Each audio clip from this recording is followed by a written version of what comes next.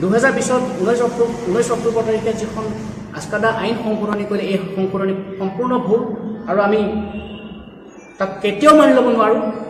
সেইকাৰণে আমাৰ স্পষ্ট কথা আমি স্পষ্টীকৰণ কৰিব বিচাৰিছোঁ মাধ্যমৰ জৰিয়তে, প্ৰচাৰ মাধ্যমৰ জৰিয়তে। এই আইন আমি মানি নলওঁ। এই আইন পুনৰ সংশোধন কৰিব লাগিব অসম চৰকাৰে। আৰু যদি নকৰে তেনেহ'লে আমি ইতিমধ্যে এলানি আন্দোলনৰ কাৰ্যসূচী ঘোষণা কৰিছোঁ। আৰু আমাৰ আন্দোলন শান্তিপূৰ্ণ, নিৰৱচ্ছিন্ন আৰু অহিংস হ'ব, গণতান্ত্ৰিক হ'ব।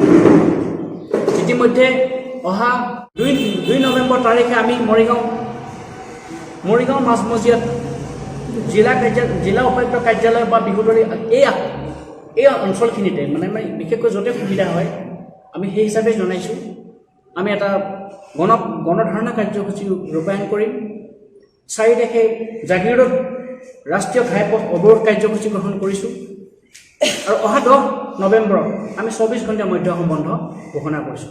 আৰু যদিহে আমাৰ সিদ্ধান্ত, আমাৰ কাৰ্যসূচীৰ প্ৰতি চৰকাৰে কোনো গুৰুত্ব আৰোপ নকৰে তেনেহ'লে আমাৰ কাৰ্যসূচী নিৰৱচ্ছিন্নভাৱে ধাৰাবাহিকভাৱে আমি আগুৱাই নিবৰ কাৰণে আগবাঢ়িছোঁ।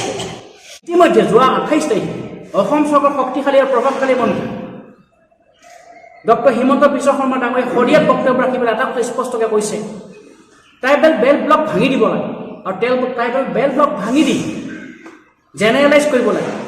তেতিয়া হেনো অসমীয়া মানুহৰ মাটি বাৰী কিনা বেচা কৰা মুক্তভাৱে কিনা বেচা কৰিব পাৰিব। আমাৰ প্ৰশ্ন হ'ল ট্ৰাইবেল বেল্ট ব্লকসমূহ কিয় গঠন কৰা হৈছিল? সেইটোতো অসম চৰকাৰে গঠন কৰিছিল। কিয় গঠন কৰিছিল? 1948 চনত, 1950 চনত এই বেল্ট ব্লকসমূহ কিয় গঠন কৰিছিল? ভৱিষ্যতে যাতে তাত বসবাস কৰা খিলঞ্জীয়া, তাত বসবাস কৰা ভূমিপুত্ৰ জনজাতি ট্ৰাইবেলবিলাক তাৰ পৰা বিতাড়িত নহয়, তাৰ পৰা যেন তেওঁলোকৰ অস্তিত্ব যাতে থাকে, তাত তেওঁলোক জীয়াই থাকিব পাৰে সভ্য জাতি হিচাপে, জনগোষ্ঠী হিচাপে। সেইকাৰণে এই অঞ্চলসমূহ অসম আঞ্চলিক ট্ৰাইবেল বেল্ট এণ্ড ব্লক গঠন কৰিছিল।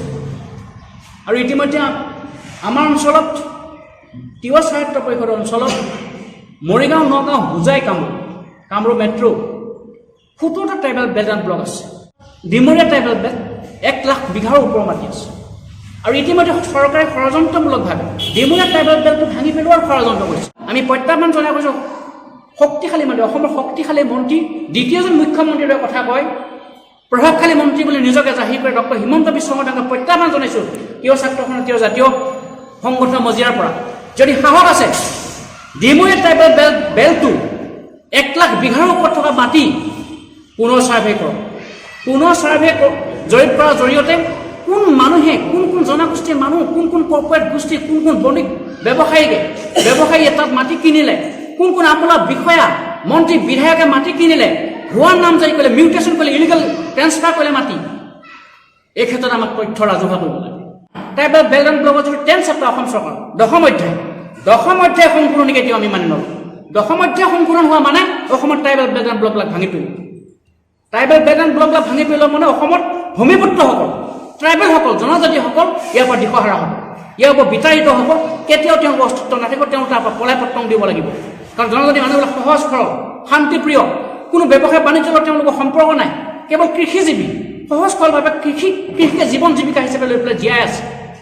গতিকে আমি আশা কৰিছোঁ যদি অসম চৰকাৰে জনজাতিসকলৰ প্ৰতি অলপ যদি মৰম আছে, তেওঁলোক খিলঞ্জীয়া বা ভূমিপুত্ৰ হিচাপে যদি অলপ দৰদ আছে, মৰম আছে, আৰু অসমক ভাল পোৱা যদি এখন চৰকাৰ হয়, অসমক খিলঞ্জীয়া ভূমিপুত্ৰসকলক ভাল পোৱা যদি চৰকাৰ হয়, তেনেহ'লে কোনো কাৰণত ট্ৰাইবেল বেল্ট এণ্ড ব্লক ভাঙি পেলোৱাৰ যিটো সিদ্ধান্ত, 10ম অধ্যায় সংশোধনৰ যিটো সিদ্ধান্ত, সেইটো আমি মানি নলওঁ। দ্বিতীয় কথাটো, ডিমৰীয়া অঞ্চল, ট্ৰাইবেল বেল্ট এণ্ড ব্লক অঞ্চল, গোভা অঞ্চলত জাগিৰোড যিটো উন্নয়ন প্ৰাধিকৰণ, এই অঞ্চল তিৱা স্বায়ত্ত অঞ্চলৰ বাহিৰত ৰাখি পেলাই তেওঁলোকে জেনেৰেলাইজ কৰিব বিচাৰিছে আৰু Assam state capital region development authority এক্টত সোমোৱাই ল'ব বিচাৰিছে। সেই কথা আমি কেতিয়াও মানি নলওঁ। সেই অঞ্চল তিৱাসকলৰ ঐতিহাসিক গোভা ৰাজ্য অঞ্চল, জাগিৰোড অঞ্চল তিৱাসকলৰ ঐতিহাসিক গোভা ৰাজ্য অঞ্চল, ঐতিহাসিক গোভা ৰাজ্য থকা য'ত জোনবিল মেলা পাহাৰ ভৈৰৱ সমন্বয় সম্প্ৰীতি, আজি 7ম পুৰুষীয়া সমন্বয় সম্প্ৰীতিৰ মাজত আমি আছোঁ। সেই জোনবিল মেলা অনুষ্ঠিত হোৱা অঞ্চল, ঐতিহাসিক গোভা ৰাজ্য, গোভা ৰজা যাৰ হুকুম মতে 7 ৰজা 5 ৰজা পৰিচালিত হৈছিল তিৱাসকলৰ, সেই ৰাজ্য, সেই অঞ্চল আমি কেতিয়াও চৰকাৰক এৰি দিব নোৱাৰোঁ। সেই অঞ্চল তিৱা স্বায়ত্ত অন্তৰ্ভুক্ত হৈ থাকিব লাগিব। সেই অঞ্চল আমাক লাগিব, পৰিষদৰ অন্তৰ্ভুক্ত হ'বই লাগিব।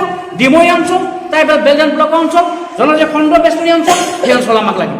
আৰু তাত কোন কৰ্পৰেট গোষ্ঠী, কোন ব্যৱসায়িক গোষ্ঠী, কোন বণিক গোষ্ঠী, কোন আমোলা বিষয়া, মন্ত্ৰী বিধায়ক আমাৰ প্ৰশ্ন নাই।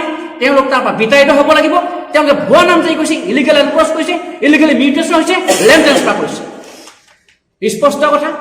124খন তিৱা অধ্যুষিত গাঁও, ধেমাজি জিলাকে ধৰি মৰিগাঁও, নগাঁও, হোজাই, কামৰূপ, 124খন তিৱা বসতি প্ৰধান গাঁও, তিৱা অধ্যুষিত গাঁও, তিৱা স্বায়ত্তভাৱে অন্তৰ্ভুক্ত কৰক, নিৰ্বাচনী প্ৰক্ৰিয়া আগুৱাই লৈ যাওক, নিৰ্বাচন শীঘ্ৰে অনুষ্ঠিত কৰক আৰু ফটো সংযোজিত ভোটাৰ তালিকা প্ৰস্তুত কৰক। নিৰ্বাচন নিকা স্বচ্ছভাৱে পাতক। স্পষ্ট কথা। আৰু যদিহে তিৱা স্বায়ত্ত পৰিষদত 124খন তিৱা বসতি প্ৰধান তিৱা অধ্যুষিত গাঁও অন্তৰ্ভুক্ত নকৰাকৈ নিৰ্বাচন পাতিব যায়, তেনেহ'লে মধ্য অসম জ্বলি উঠিব। আমি জংগী হৈ পৰিবলৈ বাধ্য হ'ম।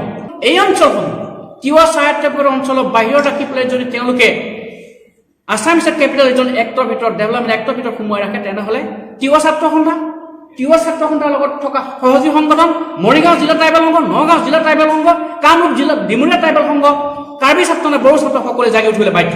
আমাক সংশোধনী লাগিব, ভাল সংশোধনী। তিৱা স্বায়ত্ত অঞ্চল আমি এৰি দিব নোৱাৰোঁ। চৰকাৰে যদি আমাৰ সিদ্ধান্ত, আমাৰ আন্দোলন, আমাৰ প্ৰতিবাদ, আমাৰ গণতান্ত্ৰিক আহ্বানক যদি তেওঁলোকে গুৰুত্ব নিদিয়ে, তেনেহ'লে অহা নিৰ্বাচনত, বিধানসভা নিৰ্বাচনত কোনো তিৱা মানুহে এই শাসকীয় চৰকাৰক ভোট নিদিয়ে। তাৰ ফল হ'ব। ৰমাকান্ত দেউৰীটো মাত দিয়া নাই বিধানসভা মজিয়া। তিৱাসকলক কোনোটো ইছ্যুত এটা মাত দিয়া আমি নেদেখিলোঁ 4.5 বছৰ। 5 বছৰে হ'ব, আমি কোনোটো ইছ্যুত মাত দিয়া দেখা নাই। গতিকে আমি ভাবোঁ এই অঞ্চলৰ মানুহৰ মনৰ বেদনা তেওঁ উপলব্ধি নকৰে আৰু জনগোষ্ঠীক তেওঁ প্ৰতিনিধিত্ব নকৰে। যদি তেওঁ নিজকে তিৱা বুলি অনুভৱ কৰে, জনজাতিৰ মানুহ বুলি অনুভৱ কৰে, অন্ততঃ বিধানসভা মজিয়াত যোৱা 4.5 বছৰ তেওঁ আমাৰ সপক্ষে, আমাৰ হৈ, ৰাইজৰ হৈ, এই অঞ্চলৰ মধ্য অসমৰ ৰাইজৰ হৈ এবাৰ মাত মাতিলে হয়। আমাৰ ৰুৰেল এৰিয়াবিলাকত এলটমেণ্ট হোৱা, চেংচন হোৱা ফাণ্ডৰে কাম নকৰিলে। গতিকে তেওঁ সফল বিধায়ক নহয়, বিফল বিধায়ক এজনক লৈ আমি পুনৰ চিন্তা চৰ্চা কৰিব নোৱাৰোঁ।